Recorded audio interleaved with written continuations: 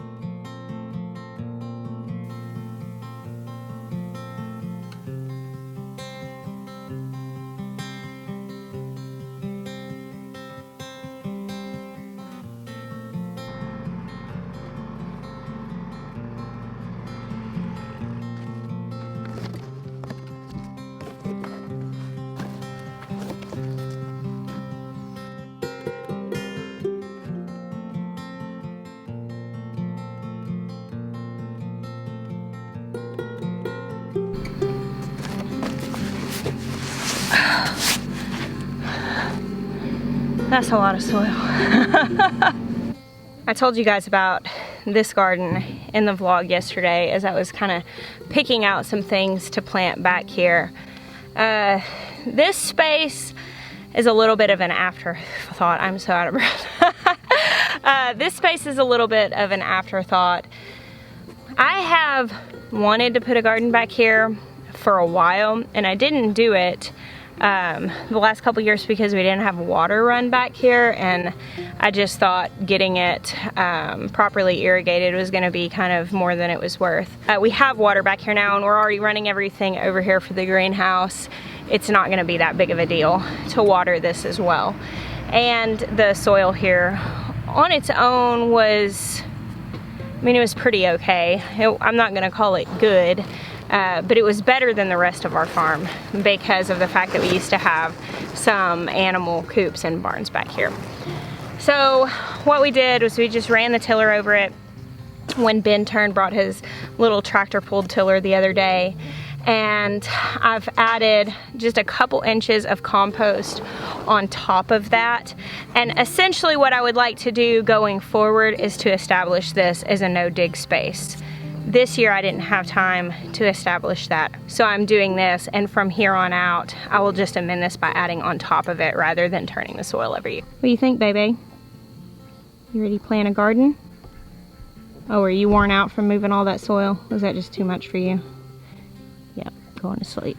I didn't measure anything putting this in, so it's all roundabout.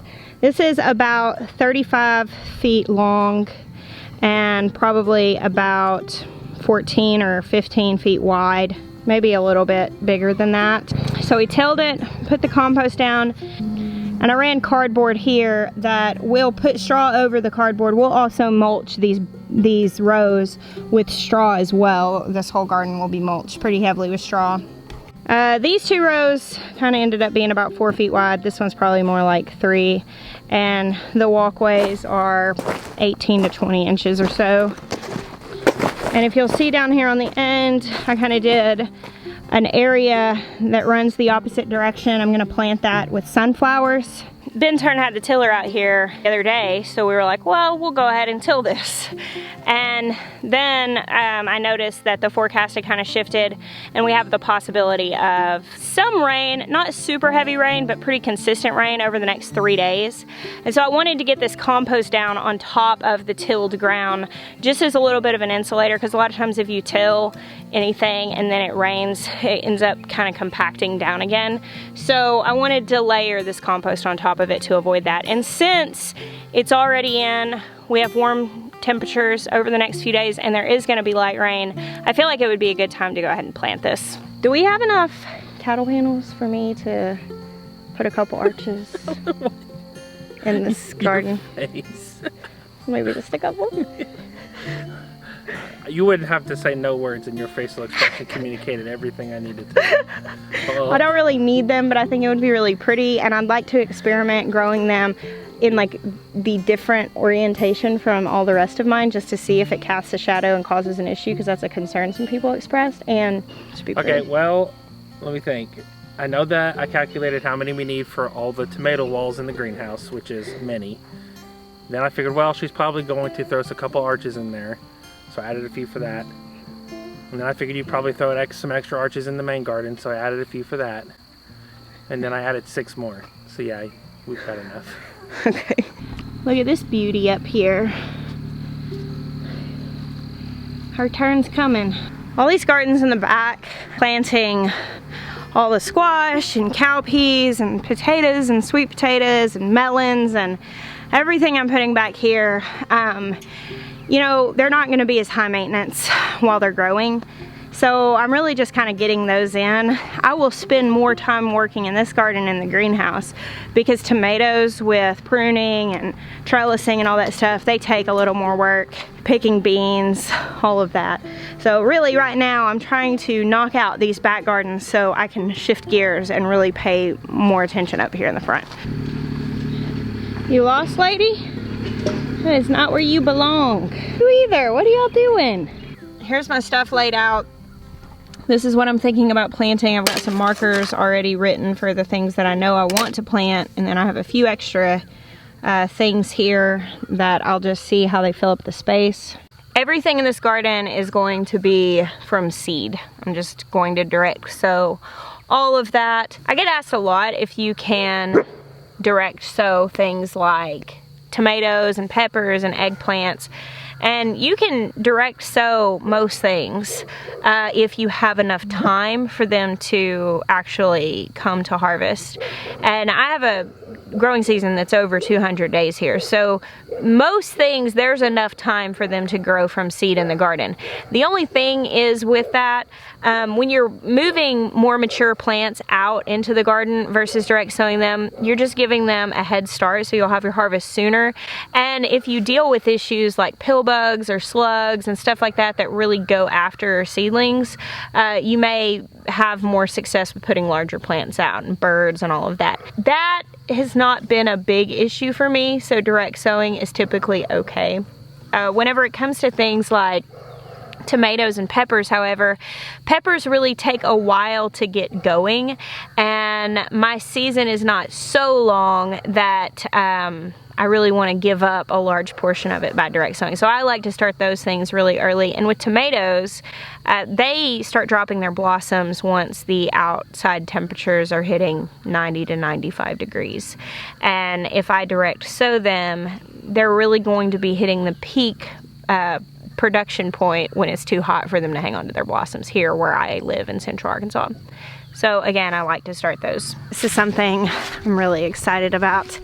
I follow an Instagram account called Floret Flower Farm, and they're in Washington. Their feed is just like totally dreamy, so beautiful. And they're obviously a flower farm, and they grow these pro-cut sunflowers, which are actually an F1 hybrid that were bred for cut flowers. And I'm just doing this little section here. I'm growing some big heirloom sunflowers up in the front garden and in the cottage garden for the bees. These are for me though. These are to bring in with cut flowers on the kitchen table. I got the seeds at Haas, and I've got the orange ones, white, night, red, lemon bicolor, and plum. And I'm about to open all 4 of these packs and just kind of mix them together and sow this whole space in the back, so that when I look out my back window or I come back into this garden, I've got this kind of as a backdrop here next to the greenhouse. I think it's gonna be really pretty.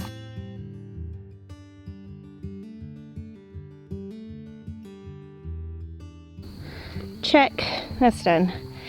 Now that was kind of hard to do because I can't reach even to the middle really from each side. This is like 5.5 feet wide, but I don't have to maintain it. I'll have to get in there one more time to mulch it, and I'll have to thin them out once they come up. So You know, I'll have to do a little far stretch for that, but this isn't like something I'm gonna have to get into to pick just a whole lot. I'll cut them once they're growing, but they'll be, you know, tall once they start blooming. Also right now, because the ground is so soft, I want to avoid walking on it as much as possible. Once it's been rained on and it's mulched, you can step on it without it being quite so big a deal. Come on, bae, let's go. I'm totally gonna just plant this without even thinking that much about it. I thought about it pretty much all day yesterday thinking, okay, how am I gonna lay this out? And I just kept changing my mind, and I just need to get it in the ground because I tend to paralyze myself by thinking about the details too much. And a planted garden is better than a perfect plan for an unplanted one. I want to do 2 arches here. Right at the front over these walkways, and on those I'm going to grow some small personal melons that are going to just grow on those and hang. Down the sides I'm planning on growing some winter squash, pumpkins, and quite a few watermelons, and that way I can put an apron of cardboard down with straw on top of it, mulch, for the vines of those plants to run off on and lay on. Then down the middle, I want to plant my cowpeas because I can let those grow up on teepees. Cowpeas aren't like pole beans. They don't climb super high, but they do put off runners and they will cover something like a teepee. I've got Texas cream, which is kind of a small cowpea, and then the white Dixie butter pea. I'm a little bit of a rebel when it comes to spacing, which I learned to break the rules because when you garden in raised beds, seed packets often will tell you to have 2, 3, 4 foot rows between lines of things, and many of those requirements were born from a methodology of running rotillers down your rows. And so they tell you how much space you need to be able to till in between those, considering the bushiness or the girth of the plant. And so if you're growing in raised beds and you're not going to be trying to till between rows, it doesn't matter. And so I pretty much threw row spacing out the window. And I kind of keep in mind, if they tell you to plant 6, 12, 18 inches, 2 feet between the plants, I kind of stick with that in a general like radius around the plant. And sometimes, you know, I just kind of see what happens. In a lot of cases, if you plant things too close together, they'll just be smaller. They still grow. Like those sunflowers on the pack said 4 to 6 inches apart. And you could grow those closer together, they just won't get as tall and the flowers won't be as big. You can grow them further apart and they might even get taller or bigger than the 4 to 6 inches. I kind of stuck with the packet and planted them about 6 inches apart because I want cut flowers and I figure I want what it is that they're telling me to achieve. With things that fruit, if you plant them close together, a lot of times what you end up with is kind of punier fruit because those plants go into competition for the resources. So if you're the kind of person who adds like fertilizer to your garden, you may be able to overcome pushing row spacing a little bit. Giving things enough space that they can actually feed off of a garden that's just had like compost or maybe some manure added to it. That's probably, I would say, a good idea. It's kind of how I like to do it. All of these watermelons I am planting with a couple feet. I'm putting 2 or 3 seeds in and I'll thin that down and I'm giving them a couple feet in between them. Like here in this 4-foot row, I've put one plant here and one over here. So it's got a little more space in between it than if I had gone straight. Hey Toad, what's up? What's up? Just doing a little planting. Visited your baby goat today? Mm-hmm. How's he doing? He's doing good. Fred? I also intend for these rows to be a little bit more narrow, but this cardboard is really dry and springy. After it's been rained on, I'll come and just step these all down and then mulch on top of it and it'll stay. Give me a little more room in my rows. I'm running out of light and also running out of battery. So I'm about to knock this out and plant it really quick and then I'll show you guys what I did. Well, I almost got it done. It's time for dinner. I gotta get my kids in bed and stuff. I got all the outer rows with squash and melons planted, and I started planting the butter peas. I've got all these butter peas laid out here. I think you can probably see that. And I'm going to lay this stick down so I know where I stopped planting when I come out here to finish tomorrow. And then cover these up. I have about 15 feet or so left to plant here. And I'm probably gonna figure out something else that I didn't bring seeds out here for. I don't know. I'm not even gonna speculate. There's no telling what I'm gonna do. What I know I'm gonna do right now is go inside and take a shower and eat dinner. Thank you guys for hanging out with me today and getting this garden in. Just this little space in the ground here, which I know this isn't a little garden. This is a pretty good sized garden, but it's amazing how much food you can grow even in a space like this. I'll be able to grow many, many pounds of food in essentially the equivalent of like my living room. So thank you guys for hanging out with me. I bless you. Until next time.